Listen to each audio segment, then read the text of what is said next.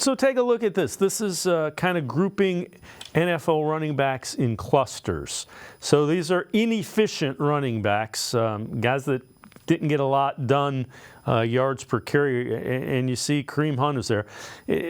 Cook, Pierce, Williams, Joe Mixon. Mixon went over 1,000 yards, but had a bunch of carries. Kareem Hunt was a really effective short yardage guy.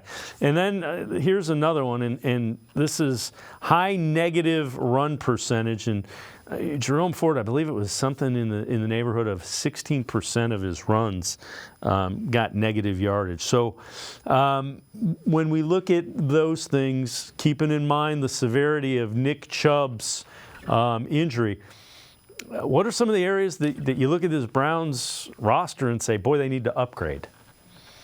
Yeah, so this is also the challenge when you lose the tackles, when you run an outside zone scheme and you're trying to run off tackle, because other than Njoku had a good year, Harrison Bryant is a good blocking tight end, maybe not as good as they would hope coming into, the second and third and fourth year of his rookie deal, but still a capable player there. But I think that's where you see the loss of those guys. And I like DeJuan Jones, and he did move some people on tape at Ohio State, but I think the negative run, the high stuff rate, which you pointed out there is key, is that you're trying to get to the corner, get to the edge, and then cut up field, but there are guys in the backfield, and so there's that really high percentage of those loss of one or gain of zero runs. Sure, maybe more explosives and more positives as well, which I think was Ford's case in particular. But yeah, you're going to also have a lot of those negatives, and that's tough to overcome. Like, if you ask some coaches, would you rather have every carry goes for 5 yards or you get a bunch of 2-yarders and then some 20-yarders? It wouldn't be an easy answer, I think, for each coach individually.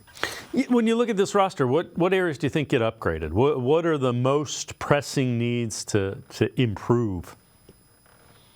And now I think tackle becomes interesting because I wonder how confident you are in Jack Conklin going forward. I think you do feel very, very good about DeJuan Jones. But then, Jedrick Wills not only didn't look great again, I think he has been maybe a little bit, he's not as bad as maybe some Browns contingents think. I think that's more tied to his draft status. But when you keep missing time and because of injury and you're not playing great, I'm not saying he's been great, maybe you need to look there and improve there. So, the tackle spots become very, very interesting.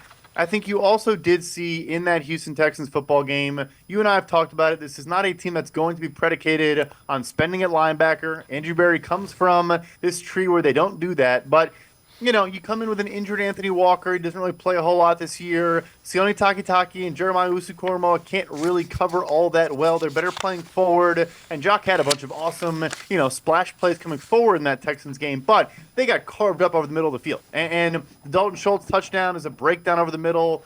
Just kind of using the defense's leverage against them and taking advantage of those second-level defenders that weren't kind of disciplined with their eyes. Like, that is what the Shanahan tree offense is trying to do. So, up the middle, and then, you and I talk about the defensive line, I think, every single time I come on the show, but it remains a need. The interior of that D-line, besides Dalvin Tomlinson, you still need reinforcements there. Yep, and that's an important thing for Jim Schwartz's defense.